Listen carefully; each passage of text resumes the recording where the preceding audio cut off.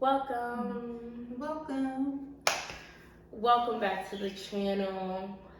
For all of those on YouTube, and if you don't know who we are Jesus Talks with Ari. and Ria, and today is our first installment of Pillow Talk. Ari, can you give the people the topic for today? So today, the topic is, should there be a dislike button on social media? So the topic came from a list of argumentative topics, and the question was, should there be a dislike button on Facebook? And I was talking to her. I'm like, we should open it up for all social media because there are other platforms that have the dislike button, including like the platform that we are on today. If you're watching from YouTube, there's a dislike button. If you don't know, there's been some upcoming news about YouTube taking away the count of dislikes, and also possibly taking away the dislike button from public channels. So, Ari, what do you think about this question? What do you think about the dislike button? So it's kind of a loaded question when you think about it. Not trying to go too deep, but it's like, okay, on one end, there's definitely a negative aspect to it, right? Which is? In terms of like how people feel about, what they're putting out, and, because, creators and people that put themselves out there and what they want to put out there, whether it's music, posts, videos, whatever, they want to feel good about what they're putting out there, right? So if you have a lot of people disliking it or whatever, then you may start second guessing yourself and, not thinking that what you're putting out there is good, whatever, right?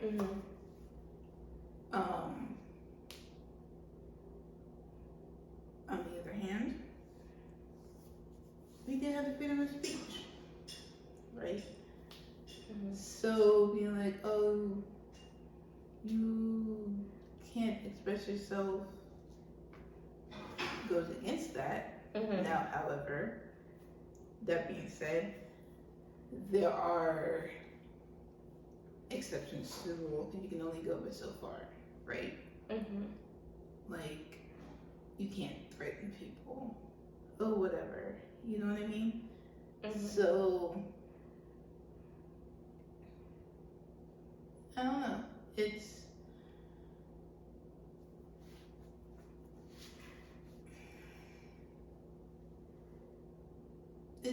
kind of loaded in that sense, because people can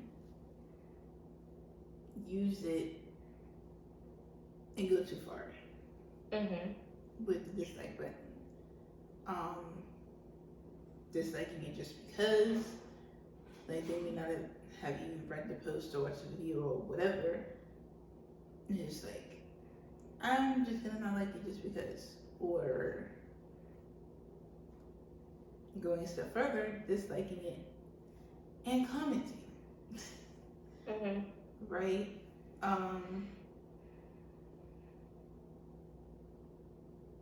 But really the thing of the matter is, whether you dislike the content just because, or dislike the content because you genuinely dislike it, you don't have to go to that page. like, they're not forcing you to go. Like, yeah, I'm sure they would want to because, you know, for the views and all that. And, but at the end of the day, people don't put things out there for the negative responses. So naturally, Mm-hmm. we want all, or at least mostly good Right. responses, right? Mm-hmm. Because if you're realistic, not everyone's gonna like your stuff. Right. Let's just be honest, right? Right. But then knowing that you still want at least Some. most. Well, I would say most, because you Okay. feel, well, to me anyway. Right. If at least most like it, then you're like, okay, then, you know, I'm doing something more so positive, right? Mhm. And influencing people positive and encouraging and whatever, Mm-hmm. right? Then if you have, say, mostly negative responses or even half and half, now that can be kind of iffy, right, in terms of how you feel about that if it ends up being half and half. But Mm-hmm.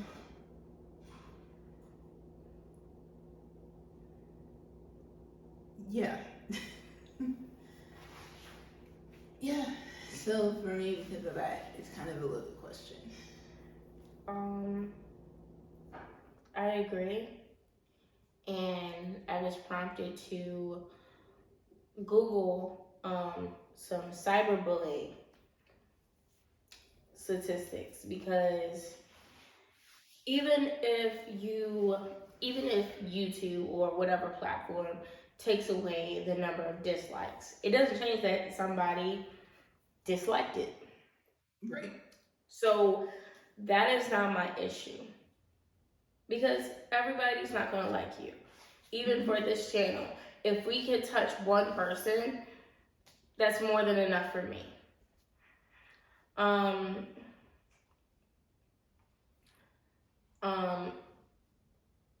But it's not the dislike button that I have a problem with because you may not like all of what we said, so you hit the dislike button, or you accidentally hit it, or on Facebook, they have they don't have the reaction. They have the reaction, so they have the sad, and then they have the angry one, so you can really start seeing people's emotions. Mm-hmm. You could accidentally hit one, whatever, your phone is glitching up and it does the one that you didn't want to, or you accidentally send the wrong emoji. That's not my problem. My problem is the comments.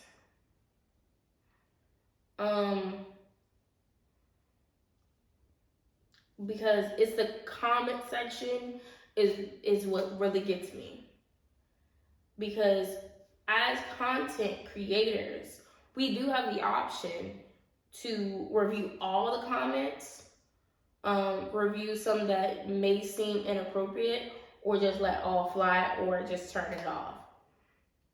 Now, if you have a kids channel, that's automatically off because we don't want cyberbullying against children, but that's another discussion.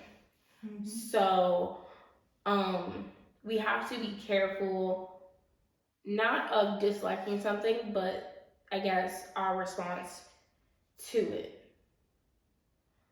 Like she was saying, it's about freedom of speech. We don't have any problem with you expressing your opinion.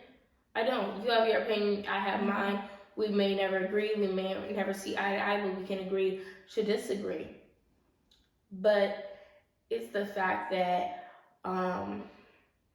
people are using their words, they're using their platform, they're using their keyboard to go on these personal soapbox and come and attack people for no reason. You're coming and you're saying these things about people you don't know.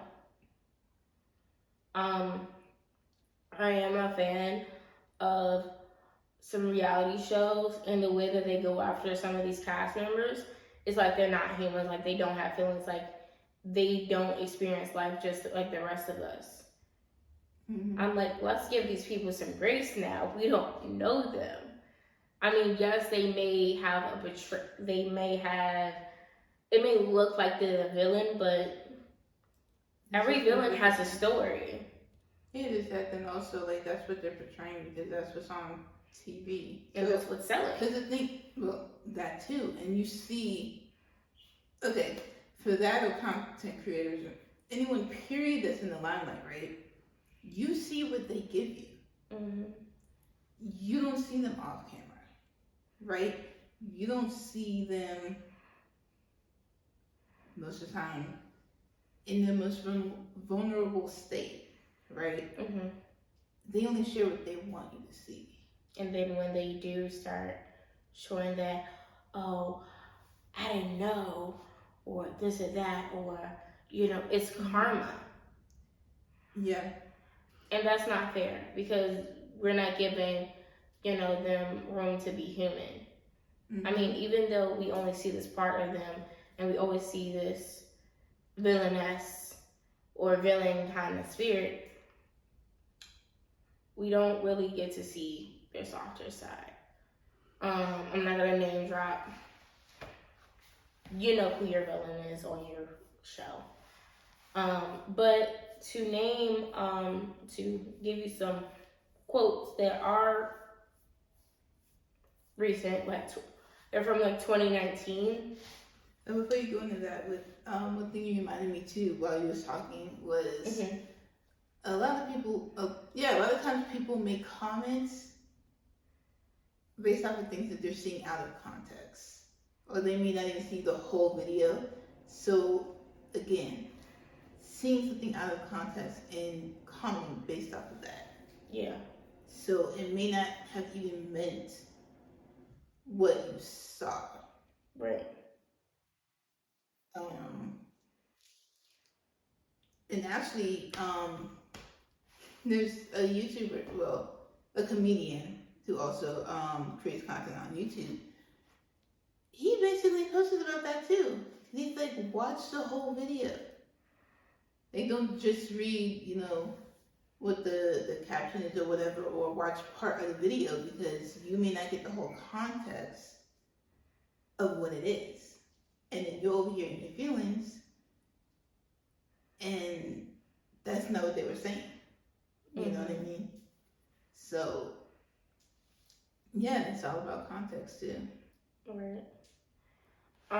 Like some shows, like I'll come in at like the middle of the show or at a certain part, I'm like, that don't make sense. And then when I go and research, I'm like, yeah, that makes sense. Mm-hmm. Or when I'm talking to other people about certain situations and they're like, well, yeah, this is how it's, you weren't there, so you don't know. Like, you can't say anything because you weren't there. Right. So you don't have the full context. Exactly. But regardless, back to the statistics, about 37% of young people between the ages of 12 and 17 have been bullied online. 30% have had it happen more than once.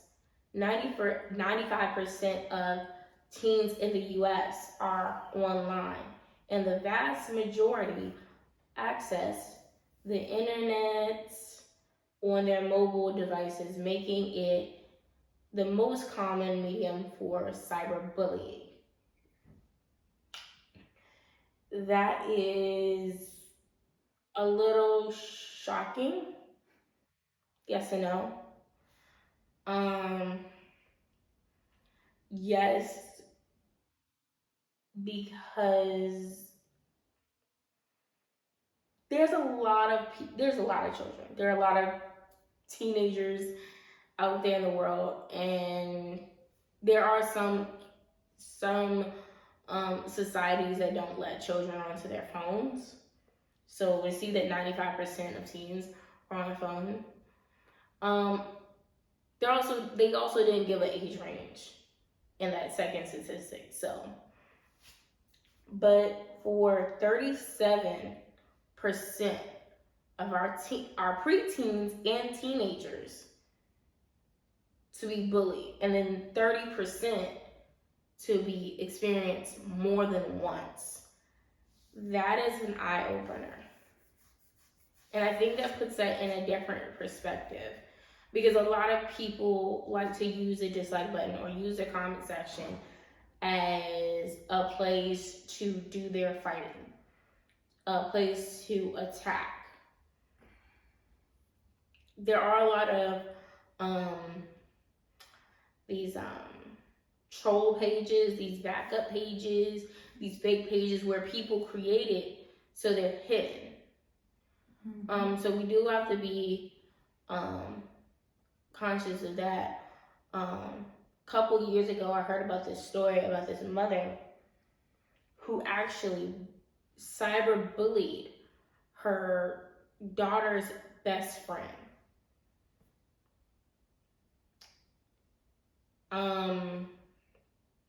I think the best friend ended up, I think, almost committing suicide or committing suicide. I'm not completely sure. It was a while ago.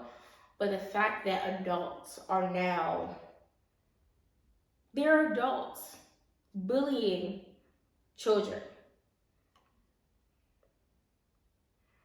I remember there was a post of this TV personality.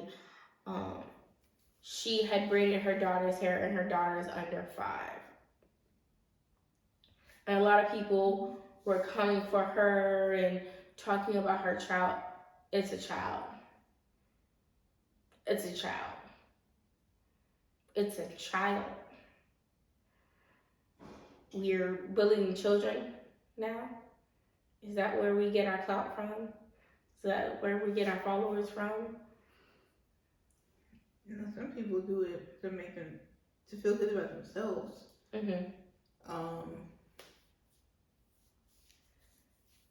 Cause I mean, with the quote, like, hurt people, right? So however they're hurt, sometimes them, you know, being bullied themselves or whatever, you know, or just having low self-esteem for whatever reason, they want to find a way to feel good about themselves. And some people, I guess if they're not mature enough, don't go about it the right way. So they'll go about it in hurting people to make themselves feel bigger, because then they'll feel superior, right? Whether it's, you know, bullying a peer or an adult bullying a kid. Or whatever, right? Yeah. Not excusing it, not making it right. Right. But because of how, in general, a lot of people think, and how a lot of people are and react in that type of mindset, that's what happens.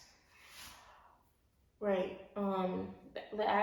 The next statistic goes along with that. 23% of students reported that they've said or done something mean or cruel to another person online. 27% reported that they've experienced the same from someone else. So this just proves that hurt people hurt people. People that bully experience bullying themselves. Some bully because they are being abused at home and they're feeling neglected. Others, they bully because someone else has something that they want, so they go and take it because they're jealous or envious. of the other person. Some are just filled with anger because of whatever. I know I had a bully back in school, and I didn't understand why she would, target me. And it wasn't until more more recent or recently, I found her back on social media, and I forgave her, whatever. And I asked her, could we be cool? Could we be friends? And she said, yeah. I was full of anger then. The fact that she had the courage to admit that, to me, she didn't owe me any explanation or anything. I commend her for that. With that, statistics also show that girls are more likely than boys to be victims of predators of cyberbullying. 15% of teen girls have been targeted of at least 4 different kinds of abuse online, compared with 6% of boys. That's shocking as well. Or is it? To me, no. And I say that because even physically in society, girls and women have to be more careful. Right? It's better, like, if we go out at night, for us to be in a group than by ourselves. Or even just going on a walk.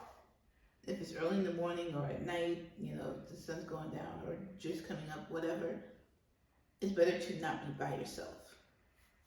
Whether you have at least a guy or two, whatever, or it's a group of your friends or whatever, right? A guy, he can more easily just go out and most times be fine by himself, right?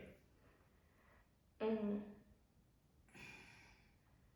unfortunately, that's just how it is. So I can see how that would end up translating to online too.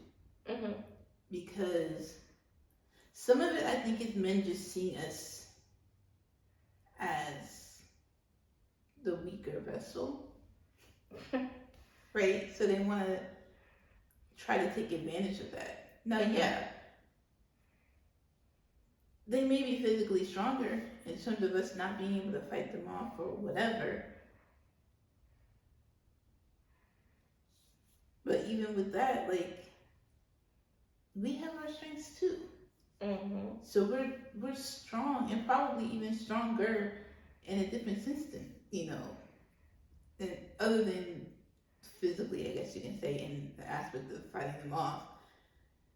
We're stronger in a lot of ways, I believe, than they are. And largely because we have to deal with a whole lot more. Especially if you're a black woman. Right? Yeah. Because you have being a woman and you have being black. It's being black and being a woman. It's kind of like double jeopardy almost. Exactly. Right? So you have both of those things against you out the gate. Right? So we have all that to deal with. I agree. And I also am in agreement, or I believe, the stat, because removing race from the picture, removing age from the picture, women are more judged out of the two genders. They just are. They're put on a higher pedestal. You look at them as princesses and angels, and until they grow up, until they get older, until they are in adulthood and they start messing up, and then, who child? Where her daddy at? Who her mama? You know, because we have this double standard that men can go out and do whatever with whoever and say nothing. Right. But a woman come home at a certain night time of the hour or a certain early morning with her shoes in her hand, walk of shame. And to me, that's a crazy double standard. And I'll say that because for men to be able to sleep with and do whatever with whomever, they need us. How else are they going to be able to do it? So why is there that double standard? Like, to me, it makes no sense. Because like a dad, specifically, let's go with dads, right? They have a son, they go have sex, whatever. Their dad is proud, right? But let it be their daughter. Oh, hell no. Where's little boy at? He's dying tonight. Right? It's like a whole different thing. And it's like, wait, why? Because both are needed for that. Right. And I think it was an episode on Blackish or Blackish where they talked about that. Because Diane was, starting to like boys and whatever, and they were treating her differently, and then they were treating the other son. Yeah. And we have this all the time. And even if you look at, I actually had to do a presentation on this. There's a Steve Harvey video where he talks about double standard against women and men, the dating double standard, also stay-at-home parents. Women are more acceptable than men. Personally, do I want to be a stay-at-home parent? I have no problem. I would be happy and pleased to be a stay-at-home parent, so I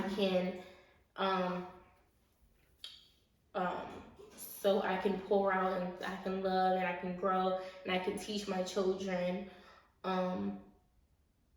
the ways that I would want my child to go. And versus letting them learn outside. And plus I want to prepare my home. I want to bake my home with love and have all that time to pray and to anoint my home with oil and whatever I got to do for the day. Now, if the roles were switched, do I think anything less of him? No. Life is hard. Times is hard. Economy is not the same since the pandemic. People were still just coming back from the recession from 2008. Yeah. Regardless of the fact, it's a hard question with these double standards. Yeah, because honestly, they make no sense. Because, for me, right? I wouldn't necessarily want to be a stay-at-home mom. Not that I have a problem with it in general. Like, with, women doing that, whatever.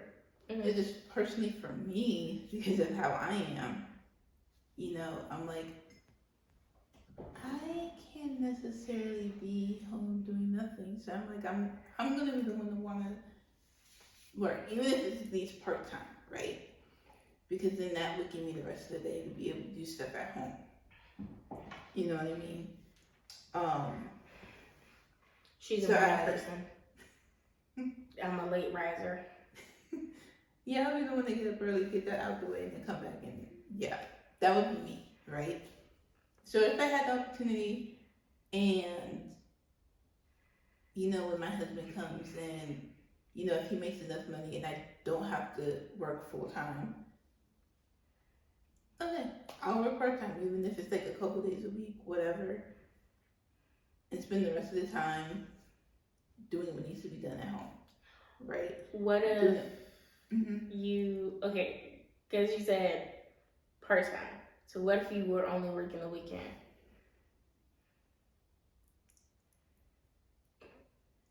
That's the thing. I wouldn't want to work the weekend.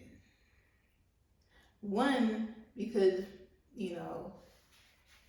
if my husband is off on the weekend, and then of course having kids, on Saturdays I'm gonna want to spend time with them, and Sunday would be church, and then after that, family time and stuff, right? So Mhm. for me, that would be out of the question. So working periods for me, even if it ends up being, part time, would have to be during the week. You trying to work a retail job is what you're telling me. No, this is what I can do and be part time. Trust me. So no But retail. I don't know, unless I'm meant to go back into retail, probably not. Because that could be a lot sometimes. Yes. Even in part time. I tell you that. Yeah. Don't even try during Christmas time. Quit During and the then come holidays, back. listen, during the holidays, Quit and come back. I mean the pay is okay, but I said quit. I said quit, and then come back a couple months later. But no, like seriously, because if I did get a chance to only have to work part time, Mhm. then I believe that would give me that chance to be able to be the one to mostly be able to instill what I want to instill in my kids and spend that time with them and shape and mold them and not be anybody else. Right. You know what I mean? So, and then also like when my kids get old enough to go to school, I'm gonna need something to do. I mean, if you want to be honest, right? So I'm not gonna be home all day, but they're at school. You know what we could do? We could be like those four. We could be like those old ladies, and do that book club thing. It's a hilarious joke. Go watch the movie Book Club. It's a hilarious. Well, it's kind of funny to me. It's about these four women who were best friends. They started a book club in college, and they've been doing it ever since. They actually meet every month, and they pick a new book. And so this time around, the funner one of the group picked a very interesting book. So that's why she's laughing. We could be like those ladies right there. We could have our own little book club. We have a extra person that we can have join in. Preferably we'll have a fourth. If not, we'll be good with three. And it was just switch on your books and stuff like that. But yeah. Yeah, every month each person had their own book we'll rotate. But yeah, Yeah. So yeah, cause me, I think the reason why I need to like work and have the hobbies I do and stuff like that is because I get bored easily, to be quite honest. So if I'm gonna be like, I can't just be home all day. Cause I'm gonna get bored. So that's why I'm like, especially when my kids get to the age to go to school. Because before then, it's like, okay, it may not be as bad, because at least, I'll have them taking care of them and stuff like that, and we can like go to little outings and whatever, right? Mm-hmm. But once they go to school, they're in school during the day. So I'm like, so when am I gonna get it? Me? Come over here. She know. I'll find her something to do. Come over to the house. Find something to do. I'll be cooking, making lunches, organizing. Coffee, of course. Life doesn't start until after coffee. Life begins with Jesus. But your day doesn't start until after coffee. Yeah. I don't know. I mean, if my husband ends up making enough money where You don't have to work. right, where I don't have to work or only work part time, that would be great. Because there's a lot that I want to do, but because it's just me and I have to work full time, I can't do as much as I want to. Because then I'm also in school. There's not enough hours in the day to get everything done. It's not, because if I would have done on the things I want to do, you're like, how? And the crazy thing is, Steve Harvey said that the average person is sleeping the average person sleeps a third of their day away. And it's actually kind of true when you think about it. Because we have 24 hours in a day. When you're sleeping, scientists says that you should sleep about 8 hours. And that's a third of your day. If you're sleeping 8 hours, that's a lot of time, a good chunk of your day already gone. Yeah. And so you gotta kind of have to make up for it during the day. Right, good. I said something, yeah. I think it's sadly, I don't sleep 8 hours most of the time. There are times I do. Maybe if I'm exhausted or sick or something. Other than that, a lot of times I don't get 8 hours of sleep. You know what's really crazy about that? What? I only sleep well. Well, most of the time I sleep well by myself compared to if I'm sleeping with somebody else.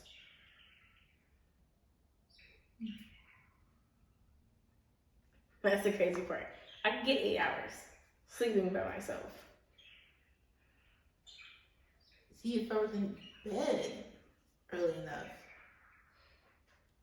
then I can probably most likely get 8 hours. But because 9 times out of 10, You're not. I'm in bed late.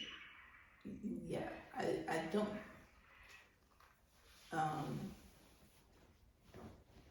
Again, a lot of it because of everything I want to do and everything You have to do. I have to do.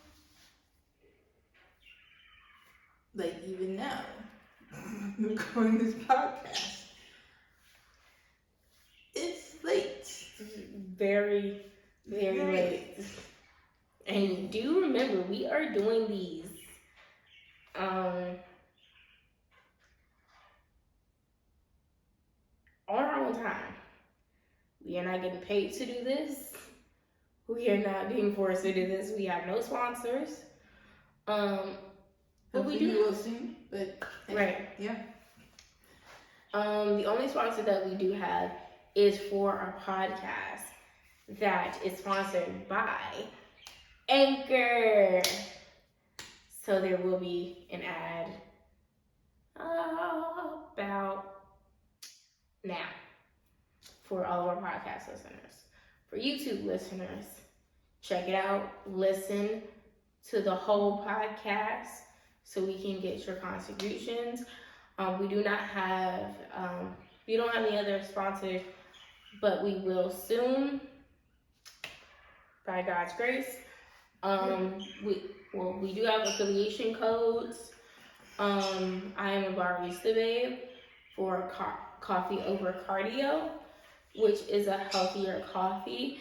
So they're trying to give you delicious, flavorful coffee with not all the extra calories and crash. They have amazing flavors. They have they have the chocolate glazed donut. They have messy bun. They have birthday cake. They have the cinnamon French toast, which is one of my favorites. They have morning y'all. They have a lot of flavors. The discount code is MUGHUG10, which will be down in the description box below.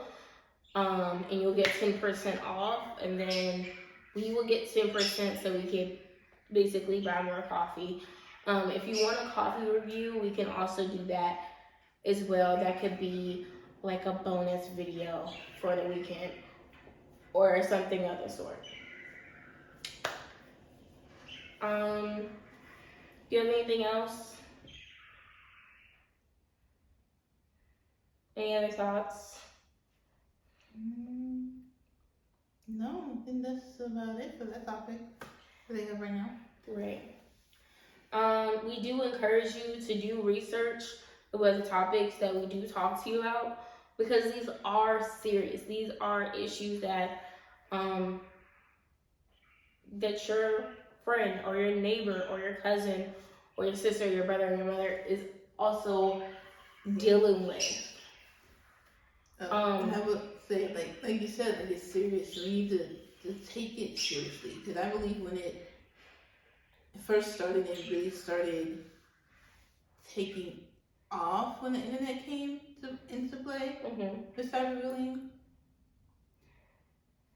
It wasn't really taken serious because it's like the kid wasn't really right, because they're like, oh, it's only words. Like the kid isn't physically getting bullied.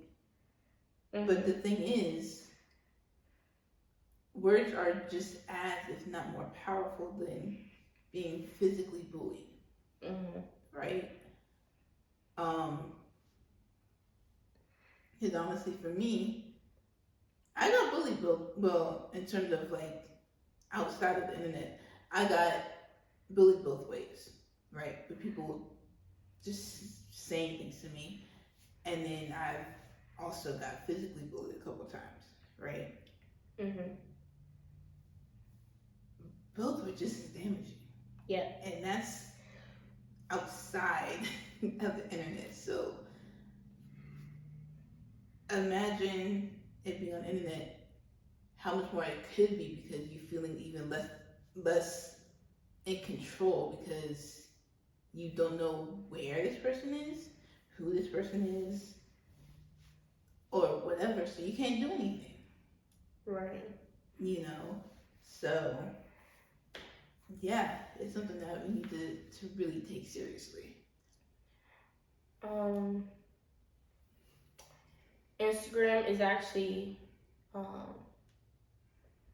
where most young people are found to be, report being cyberbullied, with 42% surveying they've experienced harassment on the platform. Young people who experience cyberbullying are at greater risk than those who don't for both self-harm and suicidal behavior. 83% of young people believe social media companies should be doing more to tackle cyberbullying on their platforms. 60% of young people have witnessed online cyberbullying. And 1 in 10 teens victims will inform a parent or a trusted adult about their abuse. 4 out of 5 students, which is 81%, say they would be more likely to intervene in circumstances of cyberbullying if they could do it anonymously. So basically, it's a lot more serious. There are many. Do you know how many people are committing suicide or slicing their wrists or cutting themselves or telling themselves lies because of the people of this bullying. Mm-hmm. And I will try to link the article below of all these statistics.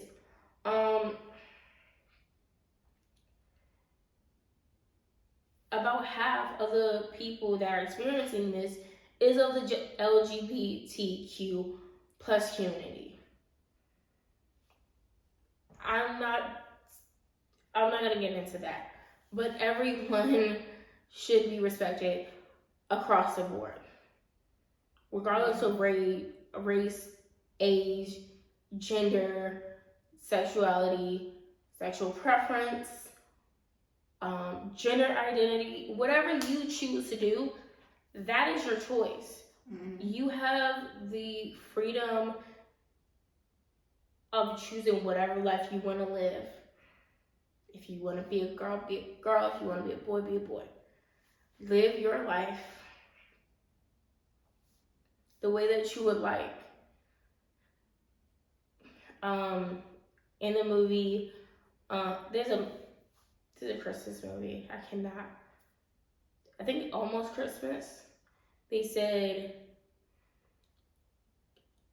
if you're going to do anything, at the least, don't hurt the person. If you're going to do anything, at least don't help, but at least do not harm them. Don't hurt them. Hey, I understand you do not agree with their lifestyle. You may not even agree with my lifestyle as a straight person. Hey, no apologies. But that is my right. That is their right as a human to live and to love. It's an innate desire to want to be loved and to give love. Mm-hmm. We have to do better. We're living in a dying world, and the crazy thing is the world is killing itself. Not each other, but itself.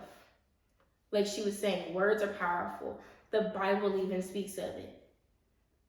It says the power of life and death is in the power of the tongue. Mm-hmm. How many times your parent has told you, I would have gave you this, but you had a smart mouth.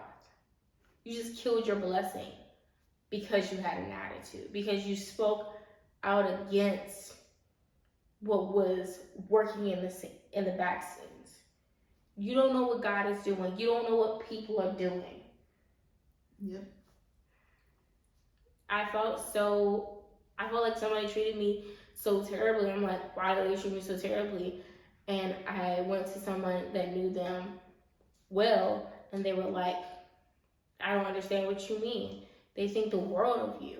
They actually helped you to get an internship. I didn't even know that. I was speaking against my own blessing and didn't even know it. We have to be careful. Power lives. The power of life and death is in the power of your tongue. You can kill your blessing. You can kill your dream. You can kill other people's spirits. You don't know if you are the last person that they will ever talk to. You don't know if you're the last voice they will ever hear. You don't know if you were the last straw to make them want to live or die. Mm-hmm.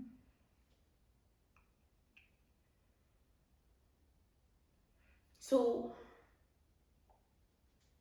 I know this is in Bible study, but my application for this topic is to go out and love people. Give people hugs. We're in a pandemic, but give them a elbow bump, a fist pump, or give them a compliment. Hey, it's good to see you. Thank you for waking up. Thank you for being you. Thank you for being here. You don't know how much that does for people, especially these essential workers or retailers. I worked in retail when the pandemic was just starting off and it was heavy and was prevalent. I was putting myself at risk. And yes, I have a parent who is at high risk and is more easy to catch it than I am because of her age and because of her health history. I'm also at risk as well because of a factor. Praise God, I haven't had it. Yeah. Any other I thoughts? know. All I would say is like whether it's like an essential worker or not, like that's important to just be mindful of your words and to say something nice, right? You know, because you never know what someone is going through, Right. right? So it may be that simple hello or good to see you or whatever that may brighten up their day enough to get them through and to get them to want to go and move on, right? And continue living. Because you'll show that there's still someone who cares, right? Because they may feel alone, or that no one cares or notices them or whatever. So, going back to what you said, you don't know if what you say could be the last straw. You don't know if what you say could be that tipping point to tip them back into wanting to live, right? Because the truth of the matter is, a lot of times when people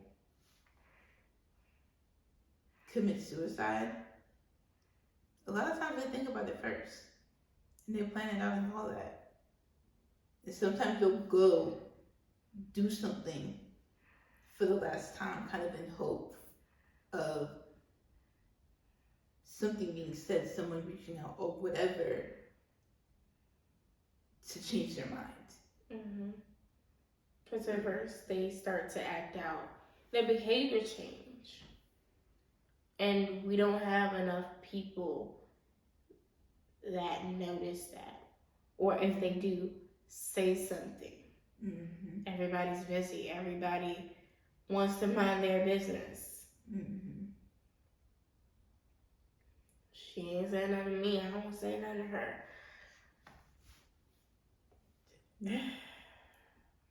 Yeah, some people may act out, or it may start off that way, or some people it may be, they start to withdraw. And sometimes I think it may be harder to tell when it's someone who's already fairly quiet, right? Than someone who's like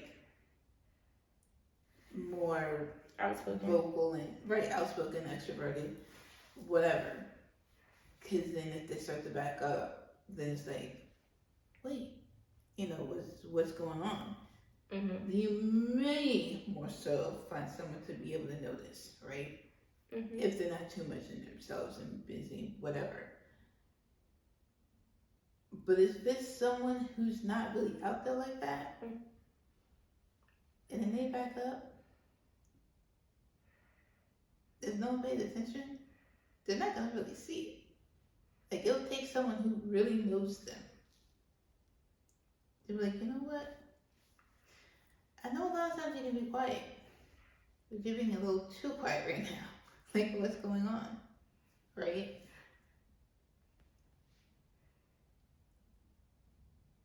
Like me.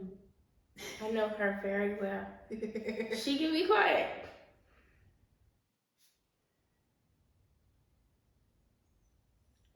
But she'll say something. She will add to the conversation. And so when she goes mute, then I know there is something wrong. I know that she is shutting down. So I had to poke all the buttons. to reboot her. Yeah. But again, it takes someone to like really No. know you and also to just pay attention and not being so busy with life to be like, you know what? You're being a little too quiet. Like, I know you can be quiet and whatever, but you're being a little too quiet. Or actually check up on people. Right. Or, hey, I was meaning to call you. You ain't never get back to me. Or you know that somebody's going through a hard time. Oh, I'm praying for you. Did you ever pray? Oh, I'm gonna call you when I get home. Did you call? Especially like when people are going through heartbreak or they're going through a loss. A lot of times we like to be there in the beginning of it, and we don't check on them after. And that's when they really need people, when the funeral is done, the repast is done, and is really soaking in that this person is gone, or whatever happened. I have a friend that just got broken up with, and they were in a relationship over a year, and so I had to make sure that they were good. Even though I didn't do it every day, I had to make sure that I checked up with them so that they were mentally sane, that they were emotionally okay. I know that they're still pushing away, but it's okay for now. I'll eventually make them open up. Oh, because sometimes that's what's needed. Like, you may not always need someone every day. Or even if you want to just make sure they're okay, not necessarily, hey, how you doing or whatever, because I may get tired of that question, but they still want to know that you're there for them, right? They still want to know that you care and that you're thinking about them. So maybe just calling or whatever, like, hey, just wanted to say hi, whatever. Because you don't know what that would do for the person. Like whether it's a heartbreak or a loss, because having gone through both, more so a lot more losses, there is that trend of people being there in the beginning. But it's, like you said, it's afterwards when you really need them. Because in the beginning, I'm not gonna lie, especially me personally, I ain't gonna want to talk to nobody. To be quite honest, because I'm in my feelings, right? But afterwards, when I may end up actually wanting to open up or needing to open up, because now some time has passed and I need to get it out and grieve in a healthy way, that's when people start backing off and not really checking in anymore. Because they probably assume, you're okay, or because it didn't affect them, they're not thinking about it anymore. And losses come in different forms. Just because, yes, death is a major loss, but there's also death of a lot of other things. There's death of friendships. Maybe you lost your best friend of a long time. Maybe a death of a relationship. Maybe, it's not working out. Y'all were together for a long time, or you were married, or, you had high hopes for this, and now that dream that you had is lost.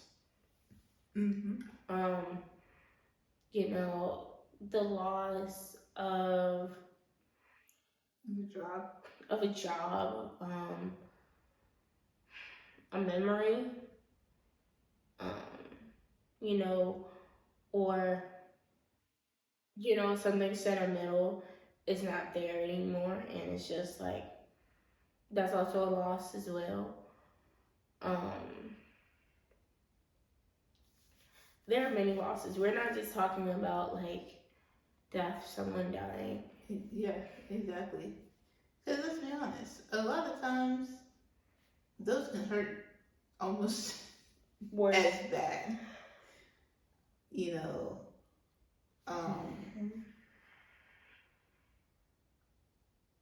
because let's be honest, losing a job, that is hard. Losing a house, losing a friendship, a marriage, relationship, whatever, that is just as hard as losing someone physically. Or Because losing it's love. still, yeah, because like it's still a loss. So you still have to grieve. You still have to let yourself Feel process those and emotions. heal from it, and yeah, feel those emotions. Right. And you know, I know people have their feelings about Iyanla Vanzant, but every time, you know, that, people start crying, they start breaking down. And a lot of people, they like to be silent, like to hold it in, but she always urges them to open your mouth. Let that sound out. Because there's power in your voice. Like you said, power, the power of life and death is in your tongue.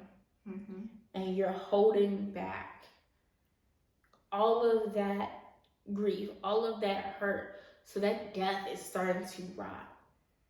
There's scripture in Psalm somewhere, and it talks about, somebody's doping, like an open grave. That's because they're not releasing all that negativity.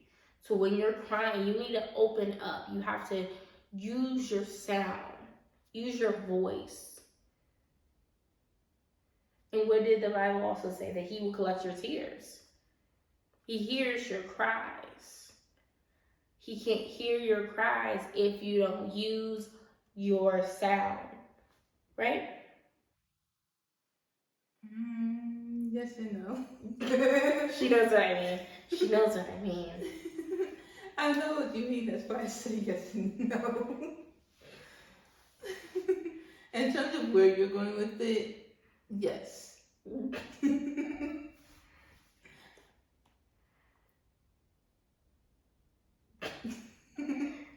would say, prove me wrong. No, because like I said, where you're going with it, yes. But I say yes and no only because regardless, God knows our thoughts, He knows how we feel, all that, right? However, He wants us to tell Him and go to Him and give it to Him. Right? All of it. He can't come in unless you give it to Him. Unless you let Him. Like you have to give your heart to Him so He can fix it. Right. If your heart is broken, you have to give Him all of your emotions so He can carry all of your cares. Because truthfully, we're not equipped to handle it on our own. That's why it says cast all your cares on Him, right? Because He can handle it. Right. And with that, it's almost like, have you ever seen TV shows or movies where, you get, there's an abused woman or you get in a fight, whatever, and you call the cops and whatever, and they can't do anything until until the wife is like, he did. And it's like, well, we can't step in until she says something. Well, I'm sorry, if you don't press charges against, if you don't ask me to do anything about it, if you're not going to say anything about what's going on, I cannot step in. Even though I see it, even if they do convict him, grab him, they can't hold him until you press charges. Yeah, that's actually a really good natural example because that's exactly how it is. Because again, God knows, He sees it, like all of that, and He wants to do something. But until you say something, He can't step in. Until you're open and honest about how you're feeling and you release it and give it to Him, He can't help. He can't heal you and deliver you, right? Until you're open and honest and go to Him about a situation, He can't step in as much as He may want to. Even though He could, because He's God, He's sovereign, but He's also a gentleman. Exactly. So He's not going to just interfere. That's why, even though He knows, He wants you to go to Him. And that's one thing I learned the hard way in terms of being open and honest and vulnerable with God, with my feelings.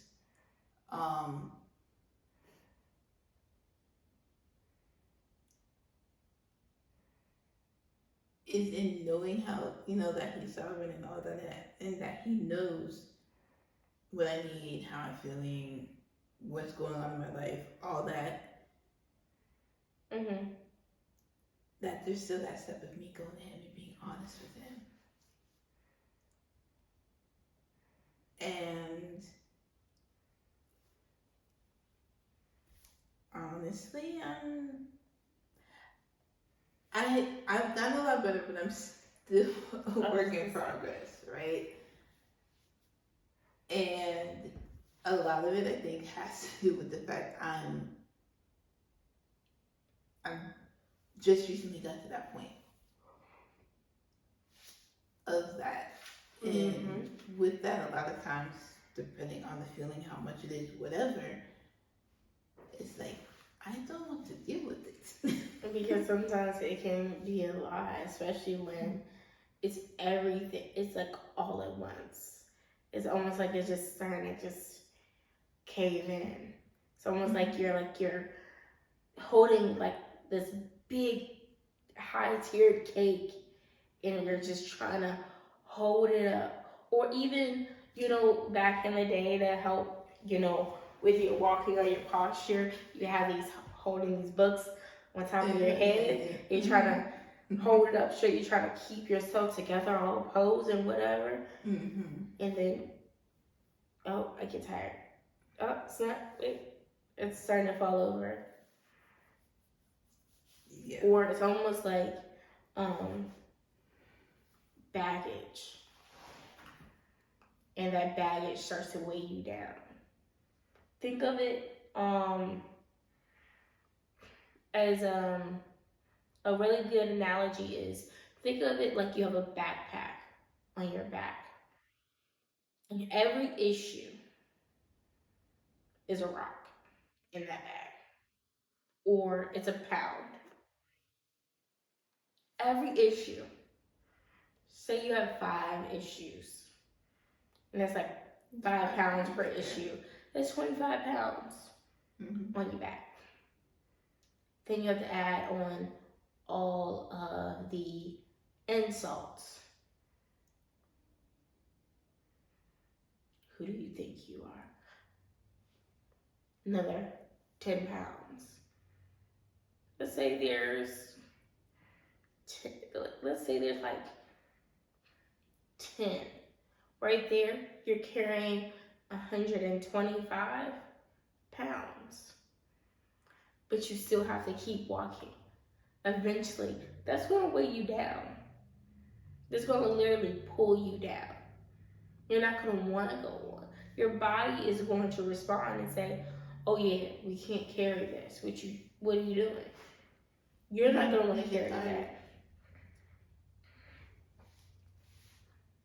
And the crazy thing is, you expect others to do that. Because when we speak negativity, when we are hitting that dislike button, that's what we're doing. We're putting a stone in their bag. We're adding extra baggage onto them. We're giving them a reason to build up this wall around them. Oh, why are you so mean? Oh, when I first met you, you were so harsh or mean or whatever. Defense mechanisms. The world is making you carry a baggage. The world is making you carry these heavy weights all around. Mm-hmm. And it wasn't until recently that she started releasing that. Because she couldn't. You can't. I can't. We cannot as a family.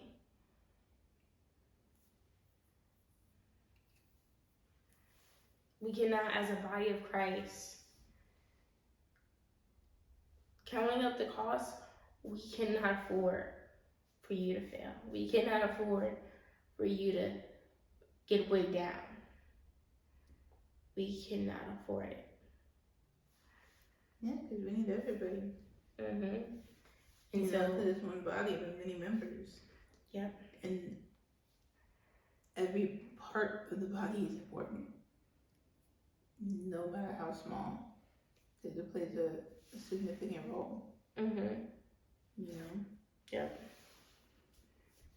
So, I think a lot of times we forget that and take people for granted.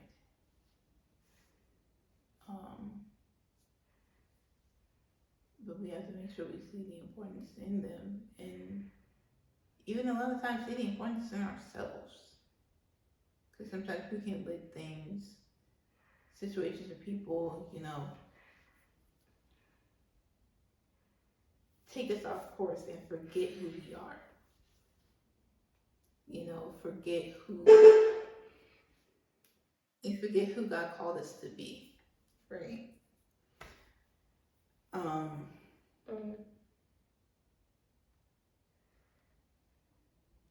But again, the power of words, and especially if it keeps coming, what do you think is gonna happen?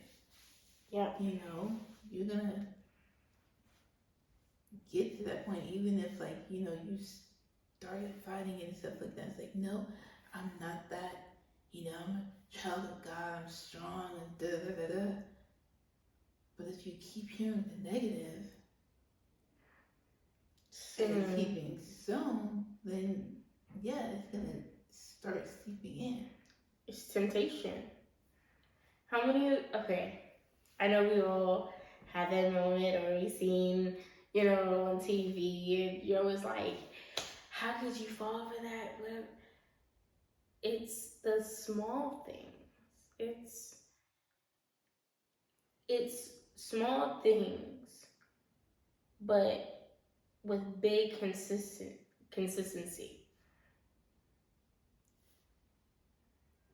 Like the analogy that Apostle gave with the dripping water, right? Mm-hmm. Where he's like, it's not the drop that cracks the concrete. Mm-hmm. It's the consistency in the drop that cracks it. So again, because you can be strong, know who you are, or God's strong, learn who you are, but then the consistency and the negativity that you probably got growing up and had to get delivered from and stuff like that. But then it's like, okay, I'm past that. I know who I am. I'm stronger after all that.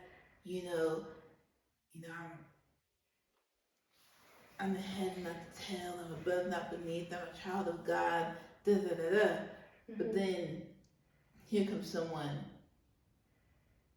consistently saying the opposite, consistently putting you down. After a while, you kind of start doubting. It's like, wait, am I that? And you have to constantly fight. It's like, no, I'm not. I'm a child of God. I'm the head and not the tail. I'm above and not beneath. Da, da, da. But then here you go again. Right. Person saying the opposite. After a while, especially because you've gone through it before, Mhm.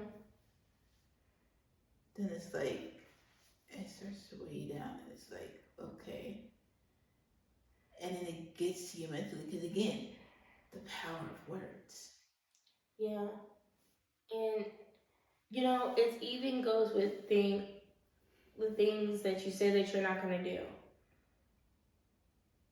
Oh, I'm gonna stop. I'm gonna stop on my sinning. Maybe you have a sin in particular. Say you say, I'm gonna stop drinking. No more drinking. I'm gonna put it away. I'm gonna get better. And then you start telling people, oh, you should go and have a drink with me. Just one drink. It won't hurt. Mm-hmm. But you're putting it in front. But being around it is enticing you. Yeah, you may say, no the first couple of times. But then it starts eating at you. Mm-hmm. Or even talking, even in a relationship or dating or whatever, you find somebody, that is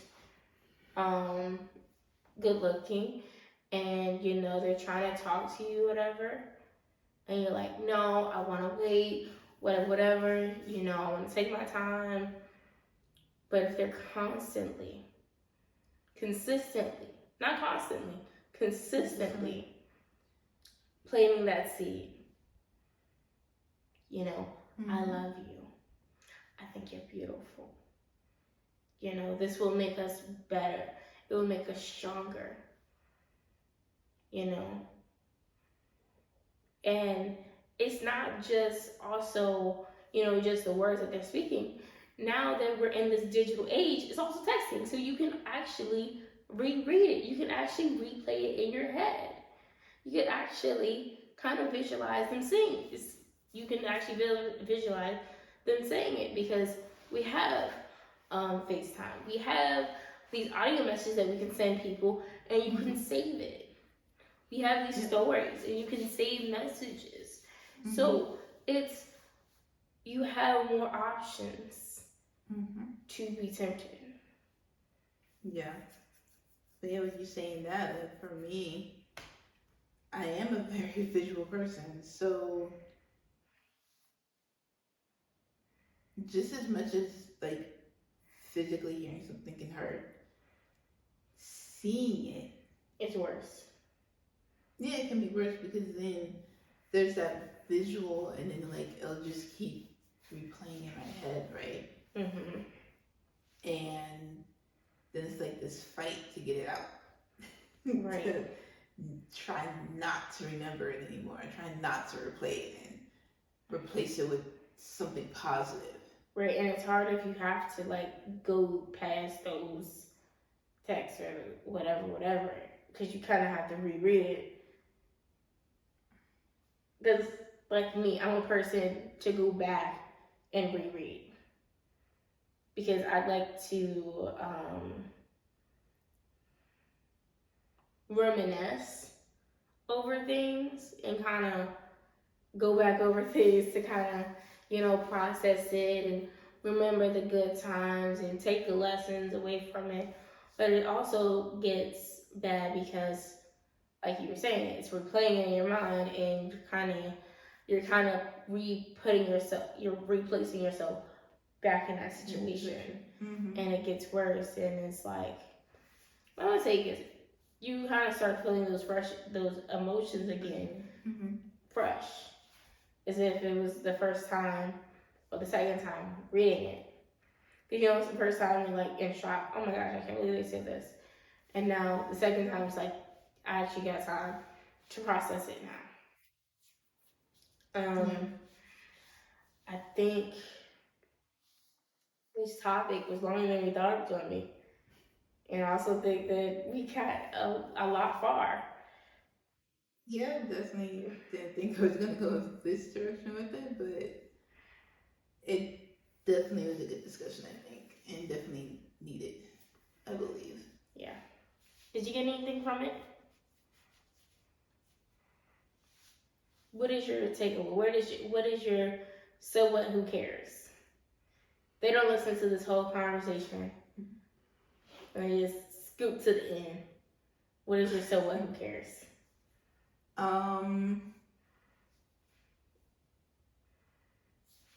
Largely be careful with your words. You know, use it to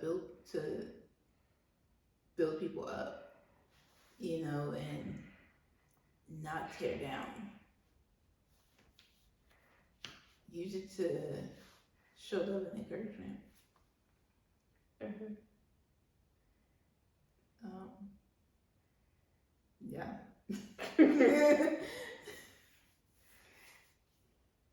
What about you? My so what, who cares is the that sound that they use on TikTok all the time.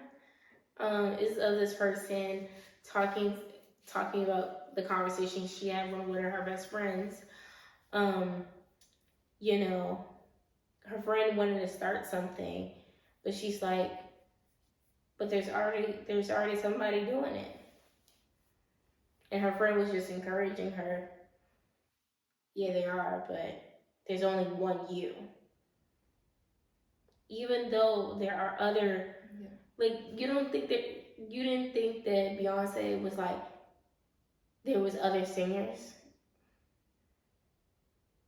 Just because there was other singers didn't stop Beyonce from singing or dancing.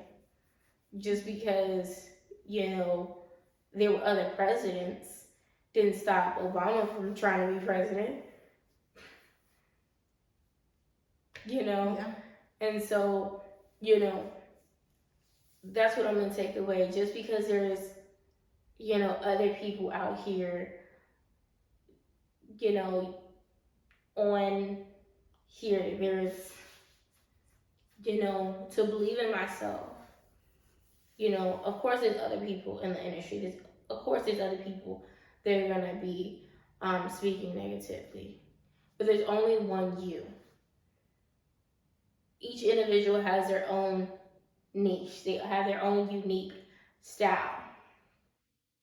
Beyonce, her unique style is women empowerment, but also being able to sing and dance and have it all together all at once. She is the woman that every man wants, but every woman wants to be.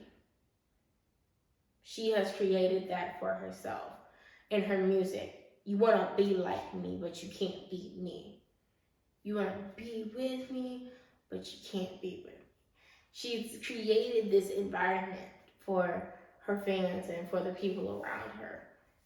And you can do the same thing by believing in yourself, going after your dream.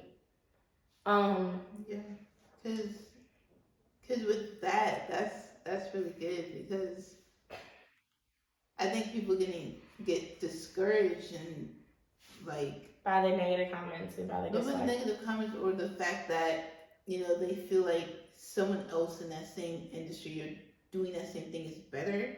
Mm-hmm. But the thing is, if that's what God has gifted you with, you know, gifted you with that gift and talent to do whatever it is, right? Mm-hmm. You have that something special to bring to the table, to add to everyone else doing the same thing.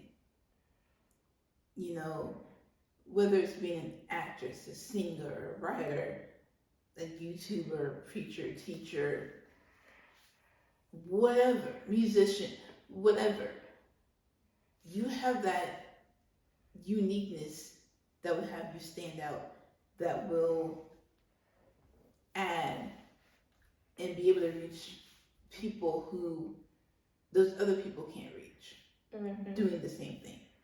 Yep. You know, and I had to learn that myself with things that I do, right? Because I would look at people and compare. You know, it's like, okay, I would start to look at what I felt God was having me do, and look at this person that's doing that, and it's like, I'm not like them. Like, how? Like, why would God want me to do that? Like, I don't preach or teach that way, or I don't play, any instruments, that way, or I feel as good as whatever. But it's not about that. It's what I bring to the table and the God in me that I bring to the table. Mm-hmm. And it's about me doing those things to reach who God has me to reach. They do it their way to reach who God has them to reach. But God has an audience for me to reach that they can't, and vice versa. The audience that they have, I can't reach. Mm-hmm. And that's, again, where the whole one body with different members come into play. Yep. And why all of us are just as important. So, yeah.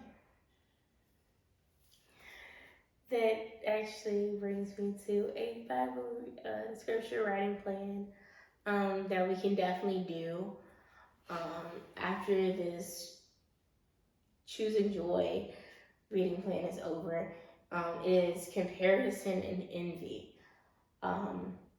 You can find it at Sweet Blessings. I will also try to link that below as well. And she's just going through verses about, God telling us not to compare ourselves, and about envy, because, God has created all of us different. The Bible even tells us that God gives us each individuals our own measure of faith. He gives us our own individual gifts. Each of us have our own testimony. And and that's what makes us different. That's what makes us special. That's what makes us one body but different parts. You can't have a body with all arms. You can't have a body with all legs. You just gonna have legs. You can't tell me you have a whole chicken and you only have legs and thighs. That's not the whole chicken. Where is the wing? Where is the breast? Where's the head? Exactly. The eyes, the beak. Like, you need all of it. Exactly. The ears. You can't tell me you're a complete family and I don't see the father and the mother. Right? Yeah. Maybe the father and the mother, or father and child or children. Right. If they're at that point, whatever. But yeah, then that's not a whole family. Right. You can't say, hey, I bought you this this pie. Why is there a slice missing out? Why is half of this slice missing out? Like, there was a TikTok, and her mother ate half of the cake. It's like, how? I had to test it out. How? You're supposed to be giving me all of it, but you already ate half. And that's how we are. It's like when you compare yourself to someone else, you are, you are canceling out that uniqueness about yourself. Yeah.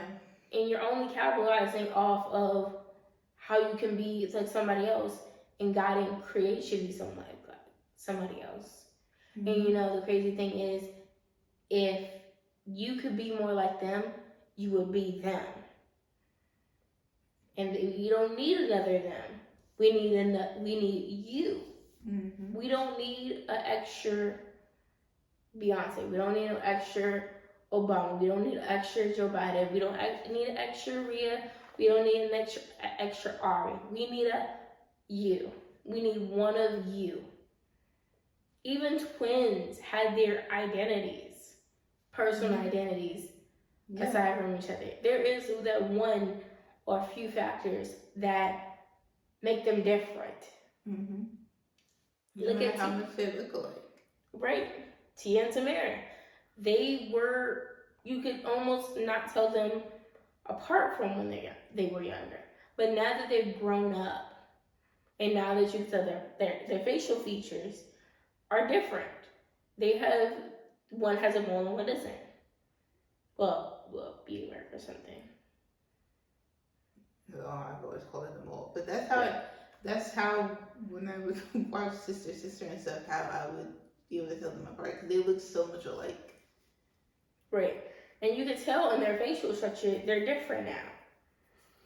But they're also matured. And now you can also tell the difference because of the things that they do. Because they're individuals. Yeah. They've chosen their different life. Mm-hmm. One was on a talk show.